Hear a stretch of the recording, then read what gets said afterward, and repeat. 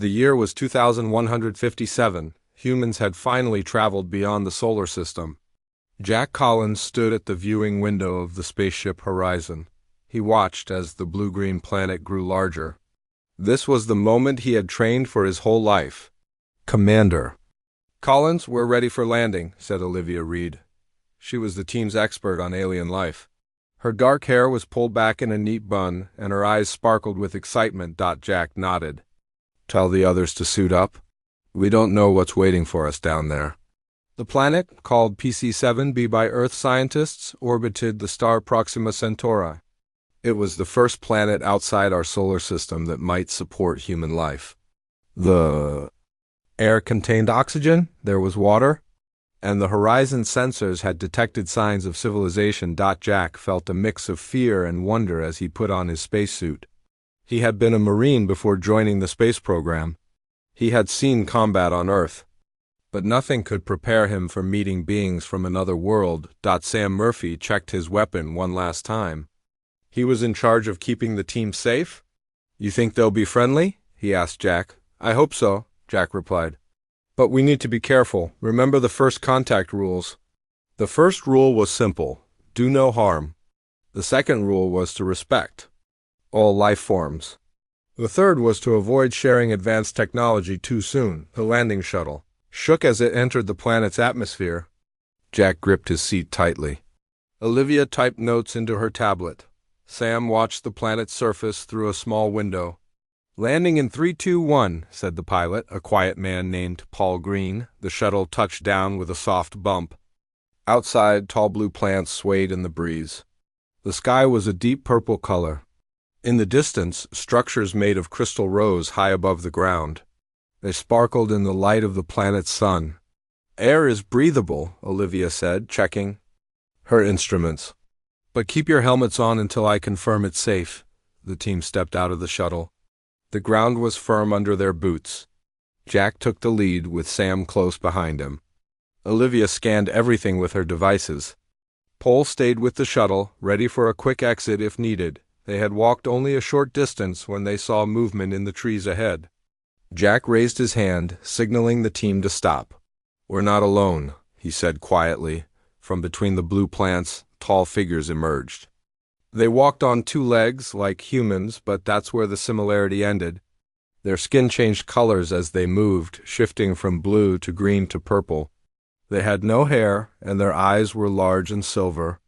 They wore simple clothes made of a shimmering material. "Amazing," Olivia whispered. "They appear to communicate through color changes in their skin."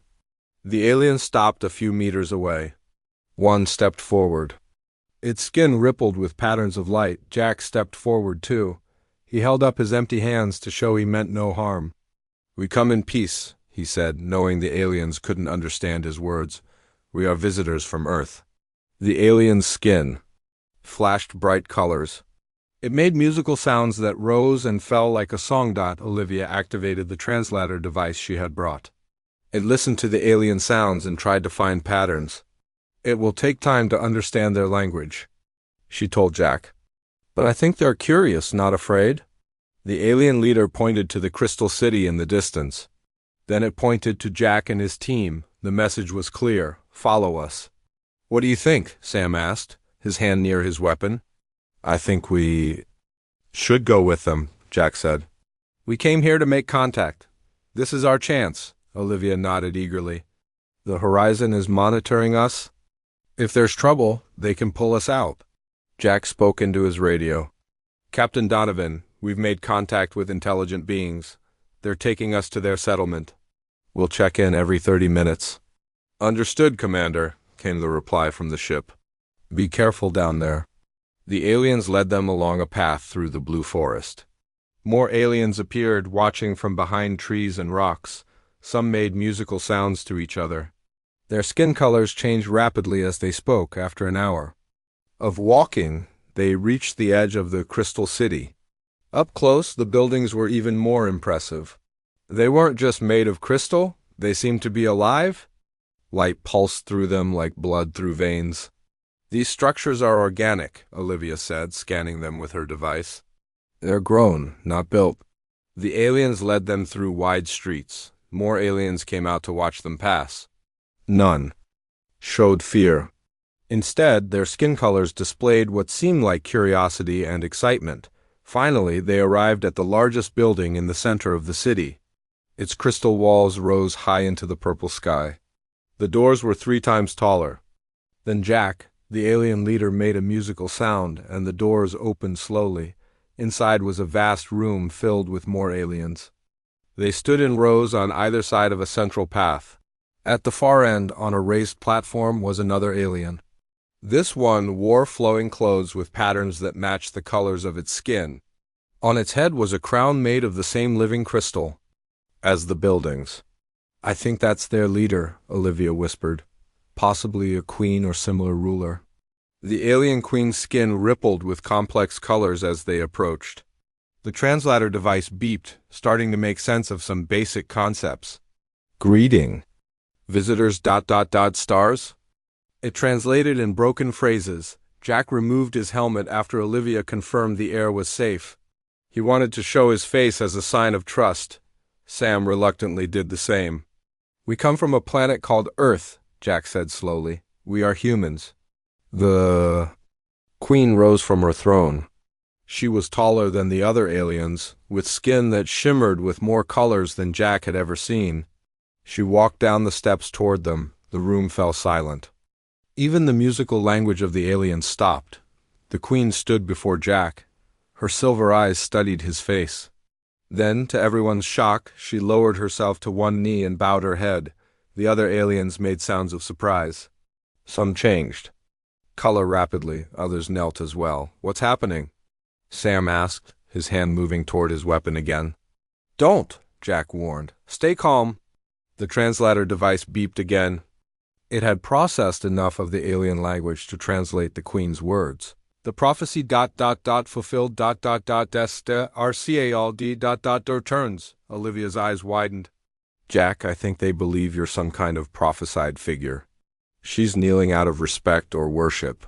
Jack stood frozen, unsure what to do. The queen of an advanced alien civilization was kneeling before him. All around, more aliens knelt. Their skin colors pulsed in unison, creating a wave of light that moved through the crowd. "What do I do?" Jack whispered. "I don't know," Olivia replied, "but whatever happens next will define humanity's relationship with this species forever." The queen looked up at Jack. Her silver eyes seemed to see right through him. She reached out one long-fingered hand, and Jack Collins, the first human to be honored by an alien queen, slowly reached back. Jack pulled his hand back slowly. The alien queen remained on one knee, her silver eyes fixed on his face. The room stayed silent except for the soft musical sounds coming from the watching aliens. "We need to get back to the ship," Sam whispered. "This is too strange." Olivia shook her head. "This is a huge discovery. They think Jack is important to them somehow." The translator device beeped again. It was learning the alien language quickly now. "The one ... from stars ... has returned," it translated. "S was promised." Jack took a deep breath. "Tell them I'm honored, but I don't understand. I'm just a human explorer." Olivia spoke into the translator, which converted her words into musical tones. The queen listened, then rose to her feet. Her skin changed to a deep blue color. "Come," the translator said after the queen spoke. "Much to discuss." The queen led them to a smaller room behind the throne. Only a few aliens followed. They sat around a table made of the same living crystal as the buildings. The surface of the table glowed with soft light. "Your ...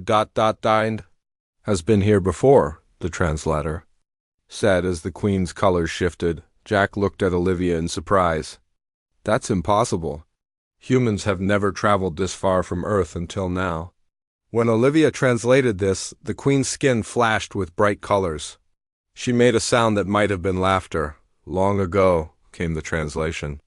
"Before memory ... but not before ... stories." The queen touched the crystal table. Images appeared above it like a hologram. They showed beings that looked like humans landing on the planet. The images were simple, like cave paintings made of light. "These are their historical records," Olivia said with excitement. They're saying humans were here in the past. That can't be right, Sam argued. We didn't have space travel until the last 100 years, and we've never gone beyond our own solar system until this mission. The Queen spoke again, her colors changing rapidly. Not all who look like you. Are you? The translator said. The ones who came, seeded knowledge, promised return. Jack studied the images carefully. They don't look exactly like humans. See the proportions? They're slightly different. Another humanoid species? Olivia suggested. Perhaps they visited both Earth and this planet in the distant past. The Queen continued her story. The images showed the human-like beings teaching the aliens about farming, building, and medicine. Then the beings left, promising to return. Someday, and they think I'm one of these beings coming back? Jack asked. Olivia translated. The Queen's skin turned a golden color. You carry the mark, came the translation. The blood ... of the star people, Jack shook his head. I don't understand. The Queen reached out and touched Jack's cheek gently. Her fingers were cool and smooth, then she pointed to his eyes. The color ... of sky and water, the translator said.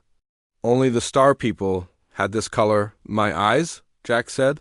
She's talking about my blue eyes? Olivia nodded slowly. It seems eye color might be the mark, she mentioned. Perhaps blue eyes are rare or non-existent among other species they've encountered. Sam frowned. So they're treating Jack like a god because he has blue eyes? That's ridiculous. Many human cultures have done the same when meeting people who look different, Olivia reminded him. It's not that strange? Jack's radio crackled. Commander Collins, this is Captain Donovan. You're overdue for check-in. Status report, please. Jack pressed the button on his wrist. We're fine, Captain. We're meeting with what appears to be their queen. There's been an unusual development. They seem to think we've been here before, or at least beings like us. Understood. Do you need extraction? Jack looked at the Queen, who watched him with those silver eyes. Negative. We're learning a lot. I'll report again in 30 minutes. Copy that. Donovan out. The Queen spoke again, gesturing to the crystal city visible through a window. Our people ... flourish ... because of gifts. From star people, the translator said. We honor ... the promise. Olivia asked a question through the translator. What promise? The Queen's color shifted to deep purple. To protect this world ... until return. More images appeared above the table. They showed the aliens fighting against another species, reptilian creatures with scales and sharp teeth. The cold ones came from darkness, the translation explained. Wanted our world, our resources, star people, helped us fight. Taught us ... to defend, Jack nodded slowly. So these star people helped your species survive an invasion? The Queen confirmed this with a flash of colors. We keep the promise. World is safe ... waiting for your return. Olivia looked troubled. Jack, they think we've come back to claim their world. They think we own it. Jack stood up. We need to explain. We're not these star people. We're humans from Earth. We don't want to take their world? Before Olivia could translate, an alien burst into the room. Its skin flashed red and orange, colors they hadn't seen before. It spoke quickly to the Queen, who stood up sharply. Danger, the translator said. Cold. One's ... returned. Sam reached for his weapon. What does that mean? The Queen's skin pulsed with urgent patterns. The enemy's ... from darkness. Ships approach. From beyond stars, a low alarm sounded throughout the crystal city. The buildings themselves seemed to pulse with warning lights. We need to get back to the horizon, Jack said. Captain Donovan needs to know about this. The Queen spoke again, her colors now deep red. You return. At time of greatest need, the translator said. As prophecy ... told, Jack shook his head. This is a coincidence. We're not here to fight your battles. But the Queen wasn't listening. She rushed from the room, followed by her advisors. Jack turned to his team. Let's get back to the shuttle, now. They hurried through the crystal corridors. Outside, the aliens were rushing about, preparing for some kind of attack. The peaceful city had transformed into a military camp in minutes. They reached the city gates when the sky darkened.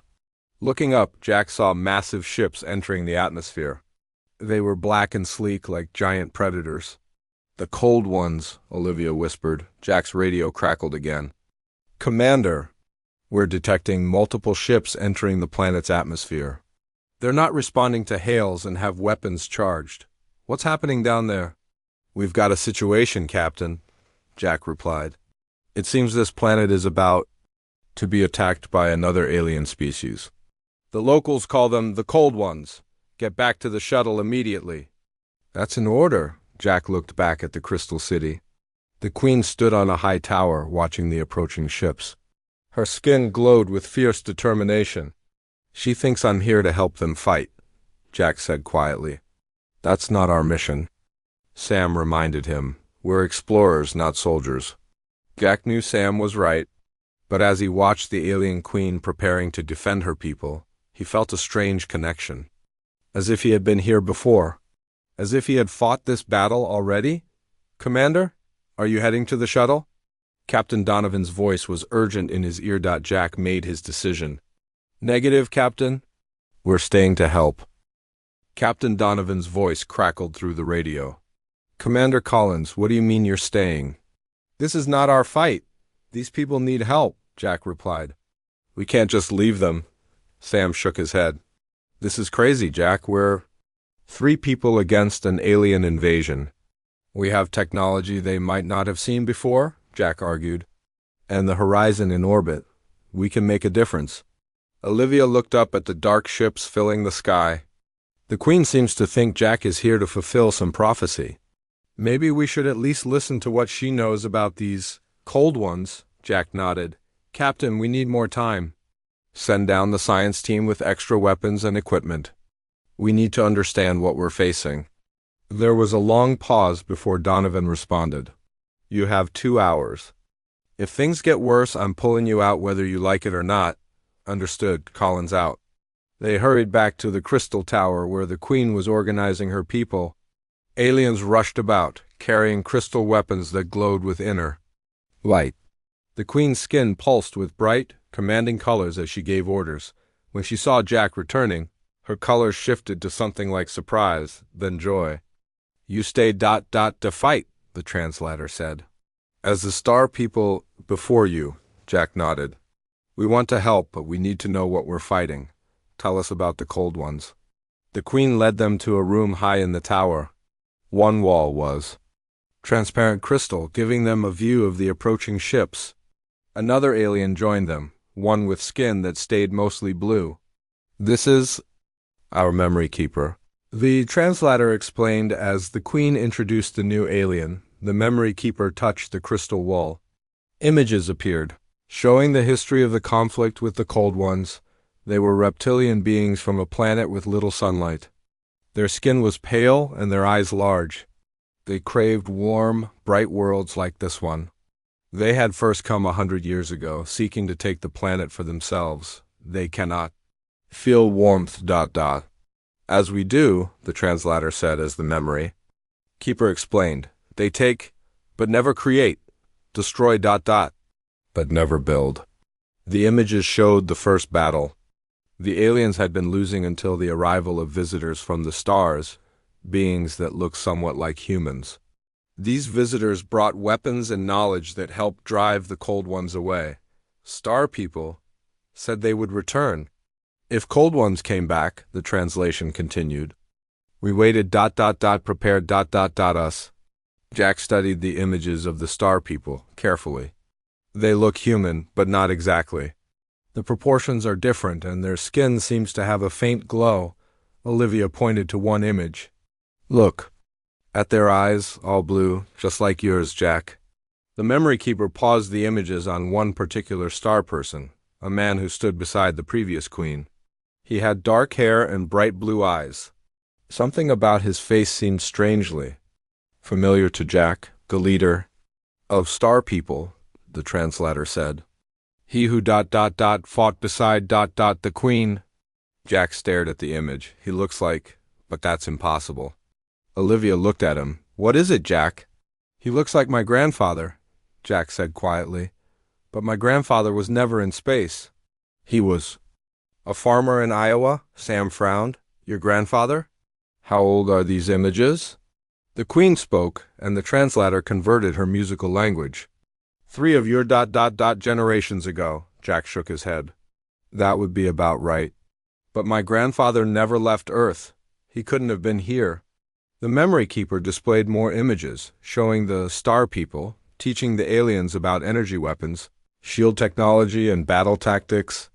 How did the Star People get here? Olivia asked through the translator. Did they have a ship like ours? The Queen's colors shifted to dark blue. Different ship, damaged. Could not return home. Many Star People, died. Only 5, survived. Leader stayed longest, helped most. A new alarm sounded. The Queen turned to look out the crystal wall. The first of the Cold One's ships was landing at the edge of the city. We must prepare, the translator said. Will you fight beside us, like your ancestor? Jack felt torn. The man in the images couldn't be his grandfather. Yet the resemblance was uncanny. And why did he feel such a strong connection to this place? We'll help you, he decided. But we fight our way, not yours. We need to contact our ship. The Queen nodded, her skin flashing with gratitude. Jack pressed his radio. Captain Donovan, we've got a situation down here. I need the combat team and all available weapons. And I need you to scan the old human space mission records. What am I looking for? Donovan asked. Anything about a mission to Proxima Centauri about 75 years ago. Specifically, any mission that included a man named Henry Collins, your grandfather? Jack, what's going on down there? I'm not sure yet. Just do it, please. And hurry with those reinforcements. Jack turned to the Queen. Show me your defenses. We need to prepare. They spent the next hour learning about the aliens' crystal technology. Their weapons used light energy focused through living crystals. Their buildings could change shape to become defensive structures. It was advanced technology, but Jack wasn't sure it would be enough against the Cold One's ships. The radio crackled again. Collins, this is Donovan. I found something, but it doesn't make sense. There was a deep space mission 78 years ago called Odyssey. It was testing an experimental drive and disappeared. All crew were presumed dead. Was my grandfather on that mission? Jack asked. No record of Henry Collins on the crew. List, Donovan replied. But here's the strange part. The ship reappeared 3 years later with only 5 survivors. The mission records were classified, and the survivors never spoke about what happened. Jack felt a chill. 5 survivors. Just like the Queen had said. Captain, was there any record of where the Odyssey went during those 3 years? No, but there was a medical report on the survivors. They all showed unusual genetic modifications. And they all had children with they all had children with bright blue eyes, regardless of the parents' original eye color. Jack looked at his reflection in the crystal wall. His bright blue eyes stared back at him. Send me the names of those 5 survivors, he said. A moment later, the list came through on his handheld device. Jack scrolled through the names. None were familiar until the last one, William Evans. Evans was my grandmother's maiden name, he whispered. My grandfather's name was Henry, but what if ... What if he changed his name after returning? Olivia suggested, if the mission was classified ... A loud explosion shook the tower. Outside, they could see the first attack had begun. The Cold Ones were firing on the Crystal City from their ships. The Queen's skin flashed urgent colors. Time ... has come. Will you ... son of Star People? Jack looked at the image of the man who might be his grandfather. Then he looked at Sam and Olivia, who waited for his decision. I don't know if I'm related to your Star People, he told the Queen, but I do know that we won't let you face this alone. The Queen's skin glowed with a bright golden light. She touched a crystal control, and across the city, defense systems activated. Shield barriers of shimmering energy rose around the buildings. Jack's radio beeped. Commander, reinforcements are landing now. 20 Marines with heavy weapons, as requested. Good, Jack said. Because we've got a fight on our hands? The Queen led them down to the city streets where her warriors were gathering. She spoke to them in musical tones that rose and fell like a battle song. The translator struggled to keep up, but Jack understood the meaning. A star person had returned in their time of need, just as promised. Victory would be theirs. As the first of the Cold One's ground forces approached the city, Jack took his place beside the alien queen. He still didn't know if the prophecy was real or if the man in the images was truly his grandfather, but he knew one thing for certain: he would not let these people fall. The ground shook as another explosion hit the Crystal City.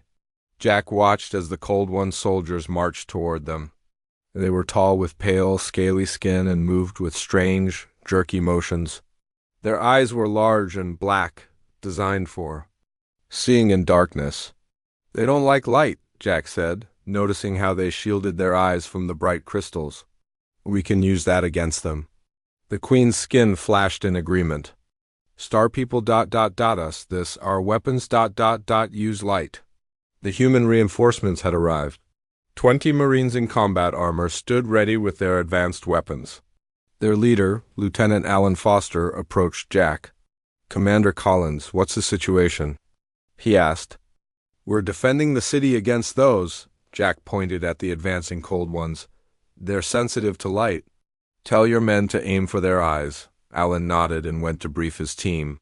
Olivia was working with the aliens to improve their crystal weapons, while Sam organized defensive positions. The Cold Ones have better technology than last time, the Queen said through the translator. Our defenses ... may not hold. Jack studied the enemy ships hovering above. We need to take out those ships. As long as they're in the air, they have the advantage. He turned to Alan. Lieutenant, do you have any heavy weapons that could take down one of those ships? We brought 2 portable missile launchers, Alan replied. We'd need to get closer. Jack looked at the Queen. Can your crystals hide us from their sensors? We need to get close to those ships without being seen. The Queen's skin shifted to a thoughtful purple. Crystal caves ... Donder City. Lead beyond walls, Cold Ones. Will not see you there. Jack nodded. Good, Lieutenant. Take 4 men and follow the Queen's guide through the caves. When you reach a good position, take out as many ships as you can. Alan saluted and gathered his team. The Queen sent one of her warriors with him. Its skin changed to match the crystal caves for camouflage. Now we need to hold them off until Alan's team can strike. Jack said. Sam had set up defensive barriers using overturned crystal carts and debris. The Marines took positions behind them, weapons ready. The first wave of Cold Ones reached the edge of the city. They carried weapons that fired some kind of dark energy. When it hit the crystal buildings, the living crystal turned black and died. They killed ... the very stone, the Queen said sadly. Jack raised his hand. Hold fire until they're closer. We need to make every shot count. The Cold Ones advanced slowly, firing their dark energy weapons at the buildings. The dead crystal crumbled, creating gaps in the city's defenses.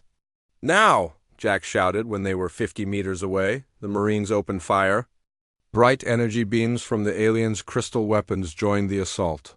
The Cold Ones fell back, surprised by the attack. Their pale skin burned where the light weapons hit them, but there were many Cold Ones. For each one that fell, 2 more took its place. They regrouped and continued their advance, using the dead crystal as cover. They're still coming, Sam warned. Jack looked up at the ships. Where is Alan? We need those ships down now. As if in answer, a bright flash came from beyond the city walls. A missile streaked upward and struck one of the Cold One's ships.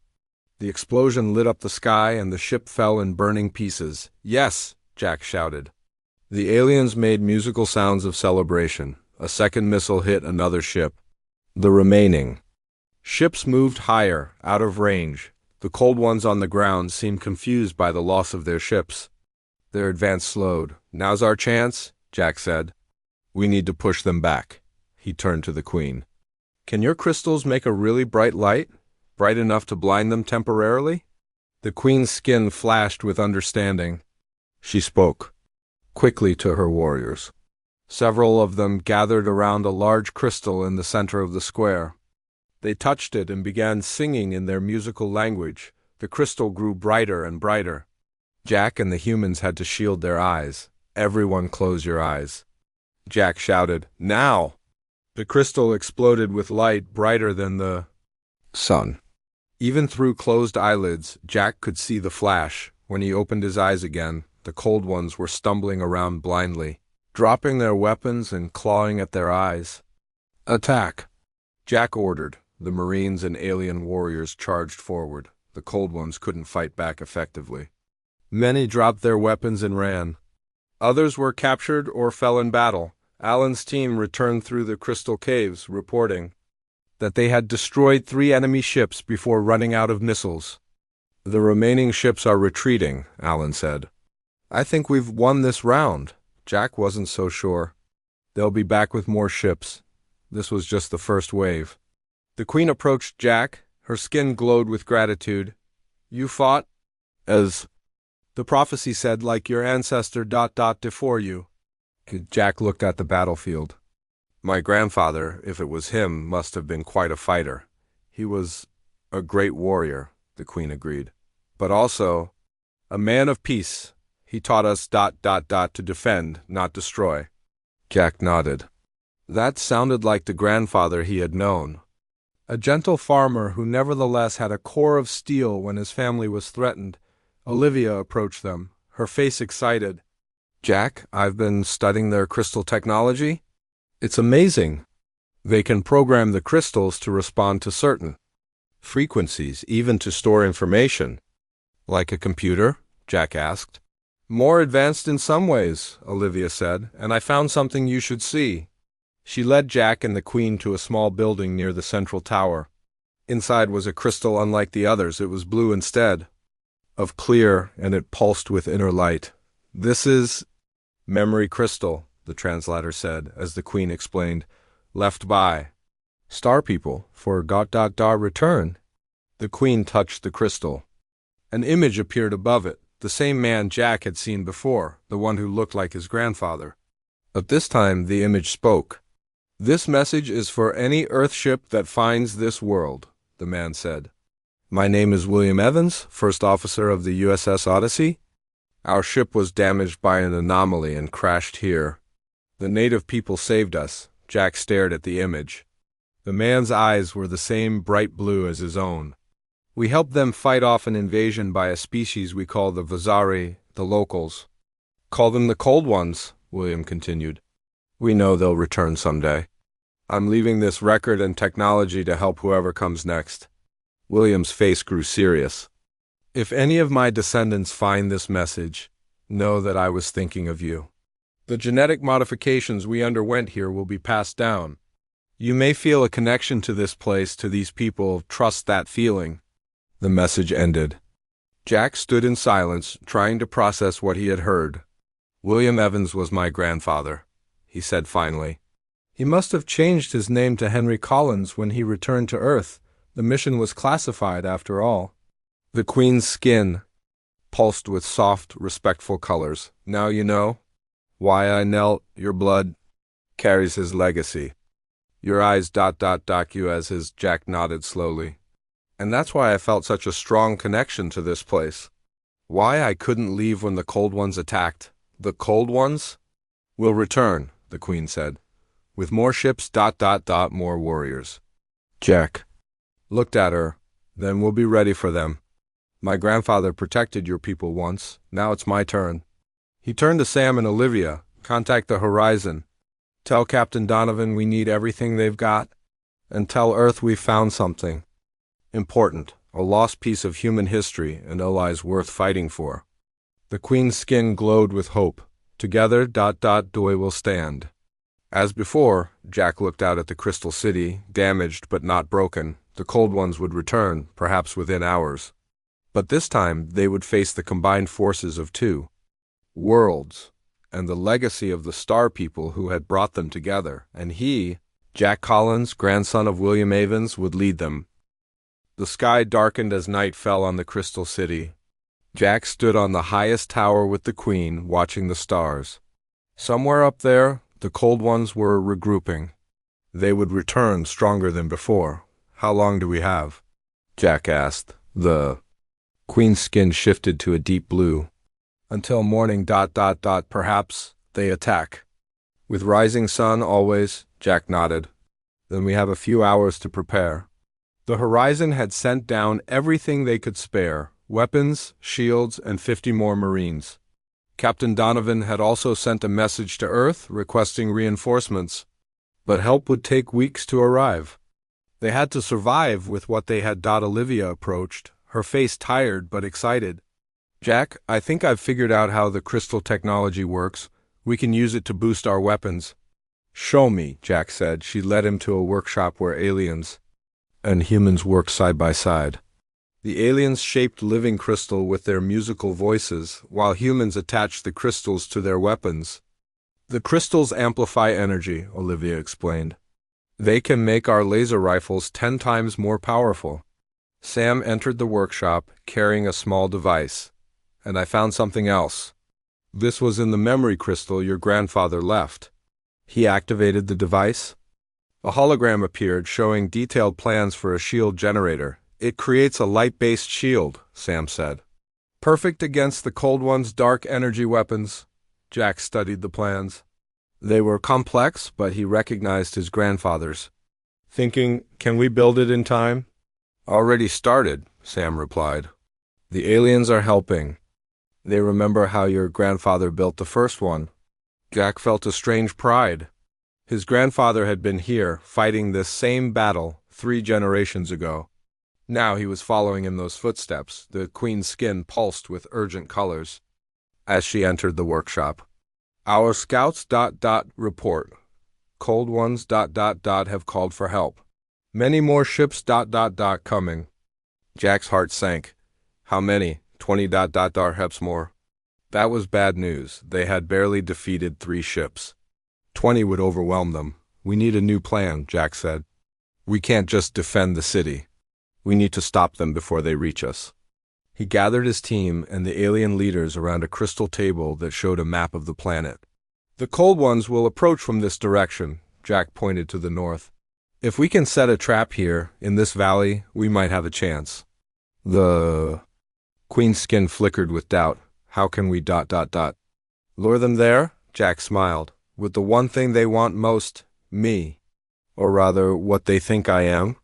He explained his plan. The Cold Ones believed he was a star person, returned to help the aliens. They would want to capture or kill him. If they thought he was isolated with just a small team, they would send forces to get him. Meanwhile, our main forces will be waiting. In the valley, Jack continued. When the Cold Ones follow me in, we spring the trap. Sam shook his head. It's too risky. You'd be bait. My grandfather took risks, Jack replied. That's how he saved these people before. The Queen's skin glowed with respect. You have his courage. They spent the next hours preparing. The valley was lined with crystal amplifiers that would focus sunlight into powerful beams.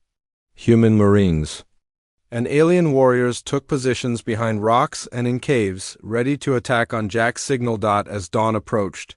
Jack took a small team to the mouth of the valley. Just him, Sam, Olivia, and 2 alien warriors. They made sure their position was obvious, lighting fires and making noise. The Cold One's ships are entering the atmosphere, Sam reported, checking his scanner. 23 of them. Jack took a deep breath, right on schedule. The Cold One's ships appeared over the horizon, dark shapes against the lightning sky. They moved directly toward Jack's position, just as he had hoped. They've taken the bait, Jack said. Get ready. The first ship landed half a mile away. Cold Ones poured out, at least 100 of them. More ships landed, disgorging their pale, scaly troops. Wait for my signal, Jack told his hidden forces through his radio. Let them get deep into the valley. The Cold Ones advanced cautiously, their dark energy weapons ready. Their leader, larger than the others with a crest of scales on its head, pointed directly at Jack and made a hissing sound. I think they recognize you, Sam whispered. Good, Jack replied. That means they'll follow me. When the cold ones were close enough, Jack and his small team retreated into the valley, making it look like they were fleeing in fear, the cold. Ones followed, just as planned. Deeper and deeper into the valley they went. Jack glanced up at the sky. The sun was just peeking over the eastern hills. Perfect timing. When the majority of the cold ones were in the valley, Jack gave the signal. Now, the crystal amplifiers activated, catching the first rays of the sun and focusing them into blinding beams of light.